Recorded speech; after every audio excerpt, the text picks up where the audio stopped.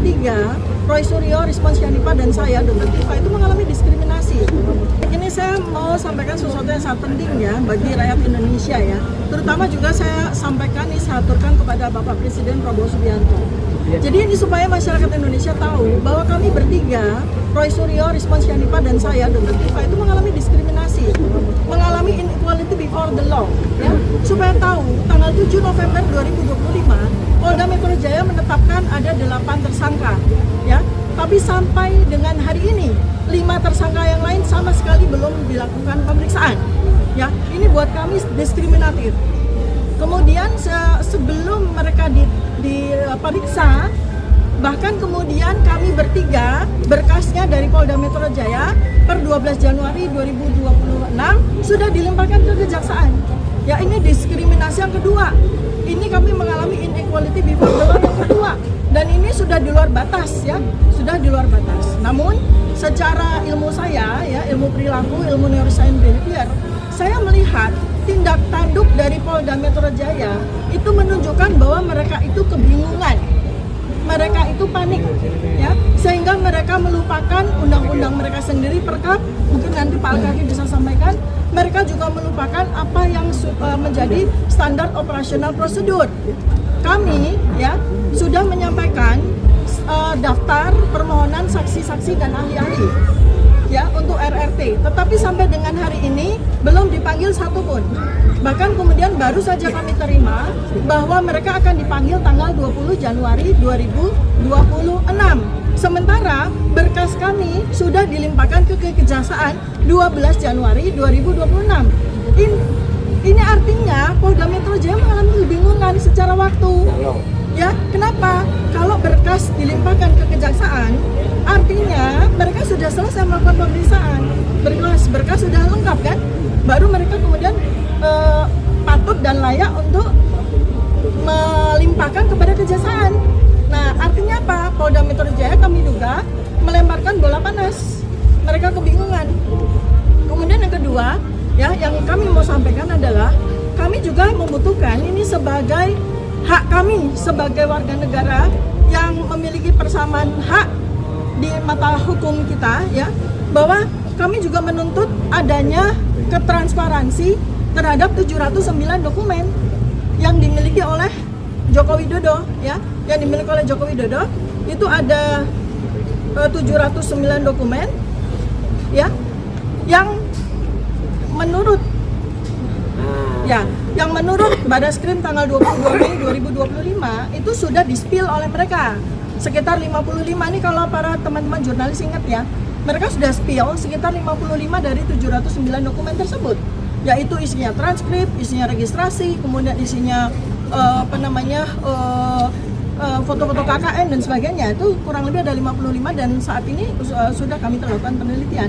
Nah, kalau Badaskrim sudah spill, berarti kami juga menuntut keterbukaan atas Undang-Undang Informasi Publik terhadap sisa 564 dokumen yang lain untuk kami lakukan penelitian. Nah, teman-teman, dari 709 dokumen kami sudah meyakini bahwa salah satunya adalah soal skripsi. Ya, kami bertiga sudah berkali-kali sampaikan bahwa skripsi dari Joko Widodo itu adalah skripsi palsu. Kami meyakini berdasarkan ilmu pengetahuan, berdasarkan metodologi riset bahwa skripsi tersebut palsu. Berikutnya lagi, tanggal 22 Mei 2025 juga Badaskrim juga mengeluarkan transkrip nilai, ya, transkrip nilai atas nama Joko Widodo. Justru dari situlah kami melihat sekali lagi dokumen yang ketiga ini juga dokumen transkrip nilai palsu. Sebab kalau transkrip nilai seorang sarjana kehutanan UGM lulusan 1985, ya, transkrip nilainya seperti ini. Skripsi palsu, ya, ya, ini skripsi palsu, ya, skripsinya palsu. Transkrip nilai lulusan kehutanan UGM tahun 1985 harus seperti ini. Harus seperti ini, wajib seperti ini. Tidak seperti transkrip nilai yang ditunjukkan oleh Badaskrim waktu itu, yang menyatakan itu adalah transkrip nilai dari Joko Widodo. Artinya transkrip nilai itu pun palsu, 99,9%. Nah, dari 3 bangunan dokumen ini saja kita sudah bisa membuat sebuah simpulan bahwa beliau ini tidak pernah lulus sebagai sarjana kehutanan UGM. Kami bisa pastikan Sebab ya, dokumen utama yang selama ini dianggap sebagai dokumen asli ya, kita bisa lihat ini yang tadi sudah disampaikan oleh Mas Roy ya. Jadi ini adalah ijazah Asli. Gini, gimana? Ijazah ya. Oke, iya. Yang lebih gampang. Saya mau tunjukkan ya. Ini yang ya, yang asli. Ini ya, ini Lulus tahun 85. ya, ini adalah ijazah asli 100% 24 karat dari lulusan Sarjana Kehutanan UGM tahun 1985. Inilah bentuk ijazah asli. Ya. Ada U- watermarknya. ya. UGM itu universitas terbaik di Indonesia. Ya, tidak mungkin mengeluarkan ijazah abal-abal. Saya memberikan satu bukti saja bahwa ijazah yang diperlihatkan kepada kami secara singkat di gelar perkara khusus 15 Desember 2025 kemarin itu pun juga ijazah yang tidak asli. Ya.